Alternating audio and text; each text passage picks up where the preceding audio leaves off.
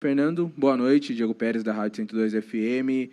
Gostaria que você explicasse inicialmente a escalação do Bragantino. Vimos o Braga taticamente hoje um pouco diferente, né? Com o John aberto pelo lado direito, o Vinicinho pelo lado esquerdo, dois atacantes. Antes da partida, até tínhamos dúvida, né? Como que ele vai fazer para escalar todo mundo, as contratações de Lucas Barbosa, Isidro Pita. Então, o que foi determinante para essa escalação e o que você observou do comportamento da equipe e essa oscilação durante a partida? Olha, é claro que a gente vem estimulando e acompanhando o desenvolvimento de cada jogador, assim como do grupo como um todo, no dia a dia, desse curto período que a gente teve de preparação. A gente entende que é um período curto para aqueles que chegaram, para que eles possam se familiarizar e realmente desempenhar tudo aquilo que a gente tem expectativa de que eles são capazes de fazer. Então, querendo ou não, os últimos 3 jogos aí do ano passado, nós fizemos 7 pontos, num ano que foi muito difícil. Então, foi um empate com o Cruzeiro e duas vitórias decisivas. A gente buscou acompanhar. Claro que era possível que a gente fizesse mais alterações, mas foi um período muito curto que pudesse tornar concreta aí algum tipo de mudança mais profunda. Então, a gente teve que partir daquilo que a gente já tinha de base, daquilo que a gente já tinha de repertório, diante de uma preparação com um tempo tão inadequado, né? Se você lembrar, no jogo contra o Atlético Paranaense, jogou o John aberto na direita, o Vinicinho aberto na esquerda, né? E o Sacha por dentro, e o Lincoln por dentro. No jogo contra o Criciúma, a gente repetiu isso, só que com o Sacha mais de centroavante, e o Lincoln mais de meia, né?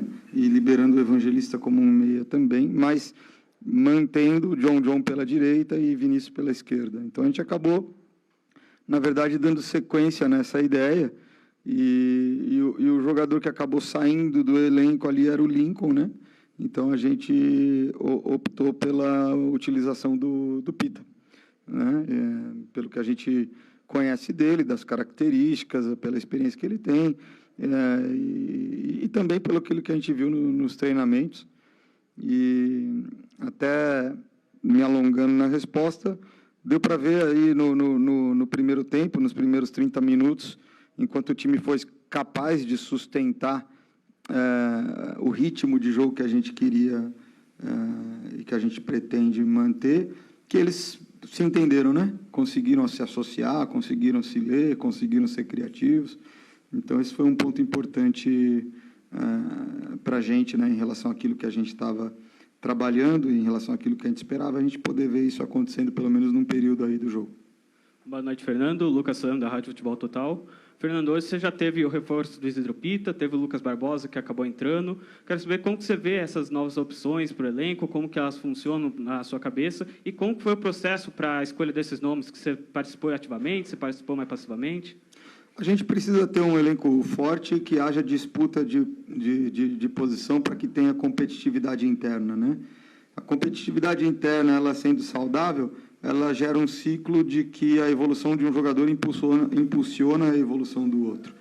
E as contratações foram feitas com critérios, com uma observação extensiva dos jogadores, e com um conhecimento claro do nível de desempenho deles. Então, cabe a nós integrá-los, permitir e proporcionar os estímulos e o tempo necessário para que eles dominem os aspectos do nosso jogo, e aí é aquilo que eles forem mostrando no dia a dia. O campo vai falar, e claro que todos trabalhando bem, com essa quantidade de jogos num calendário tão denso, todos vão ter a oportunidade também de mostrar o seu futebol, contribuindo para o desempenho da equipe nos jogos oficiais. Seabra, aqui, Pedro Igor, da Bragança FM.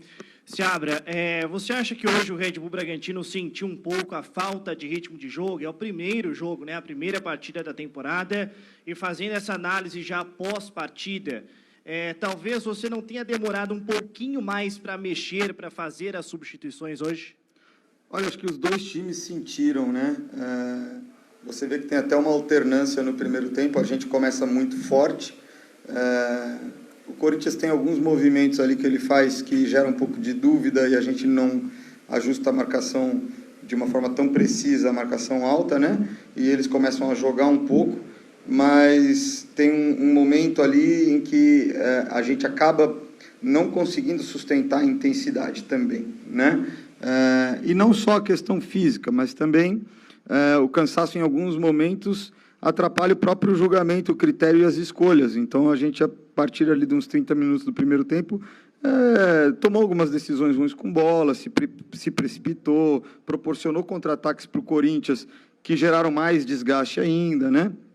Mas você vê que o Corinthians tem esse momento aí de 10, 12 minutos de muita intensidade, pressiona a gente, fica próximo do gol de empate, mas no final do primeiro tempo eles voltam a sentir e a gente volta a conseguir colocar intensidade de novo. Então, são alternâncias que fazem parte do jogo, né? A gente estava controlando ali com muita atenção o desempenho de alguns jogadores no segundo tempo e considerando fazer as trocas, sim, considerando o nível de dinâmica de um ou outro que estava caindo ou oscilando, mas jogadores que ainda estavam produzindo com boas jogadas. Então, é um momento ali de uma transição, de uma decisão, se você tira o jogador naquela hora ou não, né? E o Corinthians acabou refrescando o lado direito dele inteiro ali, e a gente teve que refrescar também. O Mateuzinho entrou fresco, entrou Carrijo também, o Yuri Alberto, depois, quando entrou, também começou a atacar profundidade pelo corredor lateral, vindo de dentro. Então, nós não fizemos as trocas do nosso lado esquerdo inteiro, mas fizemos uma de cada vez para tentar equilibrar esse nível de energia, né? Diminuindo ali, os jogadores estavam trocando, os jogadores estavam mais desgastados, né? Então, é muito fácil, assim, depois que você já tem o resultado, você fazer a narrativa do depois, né? Eu entendo que naquela hora que o jogo estava transcorrendo, tinha argumentos para fazer uma troca, mas também tinha argumentos para manter, tá certo? Inclusive, o primeiro gol acontece no momento do Corinthians, que é no momento que a gente vai fazer, o Mosqueira está parado na beira do campo esperando para fazer a troca, né? Então, mas também não acho que tenha sido por causa disso, né? O Vinícius estava já um pouco cansado, mas ainda estava conseguindo, em boa parte das situações, com um pouco de atraso, mas recompor, e ofensivamente estava muito bem no jogo, na pressão ainda estava sendo bastante agressivo. Então, a gente tem que sempre fazer, né, um balanço para conseguir tomar essa decisão no melhor momento. E num jogo desse de estreia que envolve tanto desgaste, isso tem um fator adicional, né? Que às vezes, num jogo como esse aí, depois de muito tempo sem jogar e com pouca preparação, a queda de desempenho, o jogador quebra de uma hora para outra, né? Então, tem esse fator, mas eu acredito que não. Eu acredito que esse não tenha sido um fator fundamental, porque tinha argumento para trocar ou para manter durante esse período aí do segundo tempo. Boa noite, Seabra, Angelito, TV Bandeirantes. O Bragantino, né? Conseguiu chegar ao gol antes dos 9 minutos, mas no segundo tempo caiu de produção. O que tirar de lição deste jogo, já prospectando para a partida contra o São Bernardo? Principalmente no segundo tempo, que o time deu uma queda de produção. Olha, eu vou até fazer um contraponto assim, em relação ao segundo tempo, porque quando a gente sofre o segundo gol e se abre, sofre alguns contra-ataques, o Corinthians tem algumas chegadas mais perigosas, e acho que essa impressão final ela pode ter um peso maior e desequilibrar essa análise, né? Se a gente lembrar, a gente volta para o segundo tempo e cria uma chance clara, com uma jogada envolvente e uma defesa espetacular do Donelli, numa cabeçada do Sacha, se não me engano, aos 2 minutos. E o Corinthians acaba conseguindo fazer o primeiro gol um pouco contra a maré do jogo naquele momento. Naquele momento, a gente estava melhor que o Corinthians e acabou, numa situação de uma infelicidade, proporcionando uma oportunidade ali, o Corinthians fez o gol. Depois do primeiro gol, a gente ainda tem mais domínio ofensivo e mais presença ofensiva do que o Corinthians no jogo. O Corinthians optou por um jogo de menos risco na construção.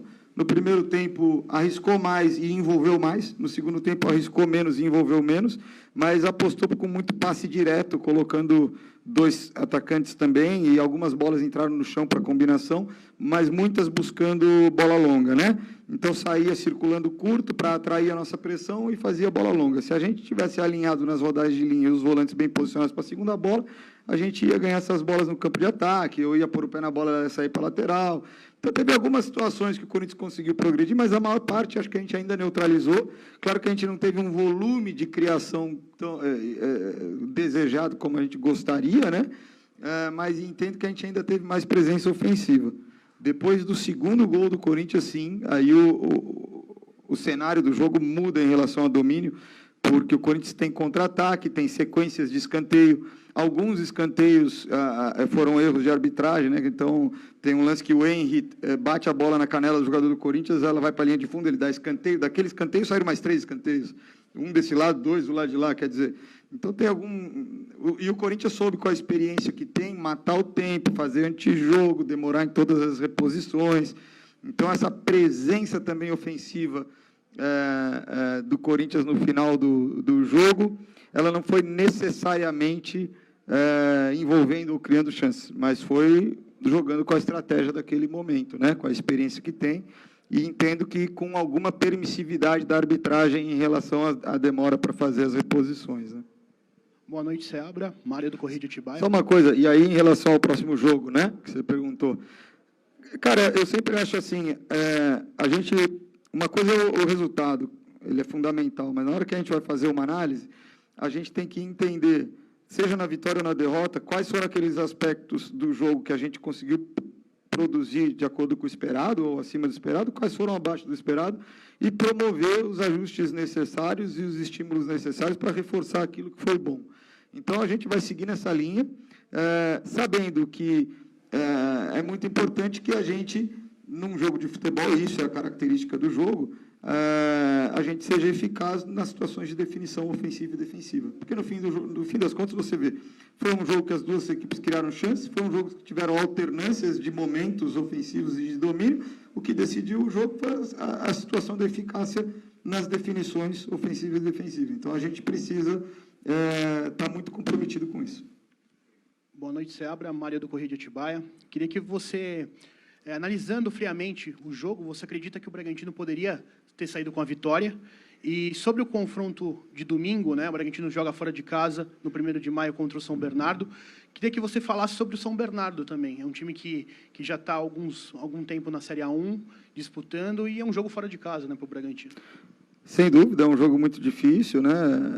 A gente conhece muito bem e respeita o trabalho do Ricardo Catalá. A gente sabe que eles vêm de uma preparação, um tempo de preparação maior, né? Então, nós estamos cientes das dificuldades que vamos encontrar lá. Qual que era a outra parte da pergunta? Se a gente acredita que a gente poderia ter saído com a vitória? Sem dúvida, sem dúvida. Nós tivemos a chance de fazer 2-0 em alguns momentos. E isso condiciona muito o jogo, né? Tanto do ponto de vista de comportamento, quanto do ponto de vista anímico. Então, tivemos perto da vitória, principalmente quando estava 1-0. E entendo que as duas equipes produziram o suficiente para sair vitoriosas hoje, e que a diferença foi essa questão da eficácia nas situações de definição, que são ofensivas e defensivas.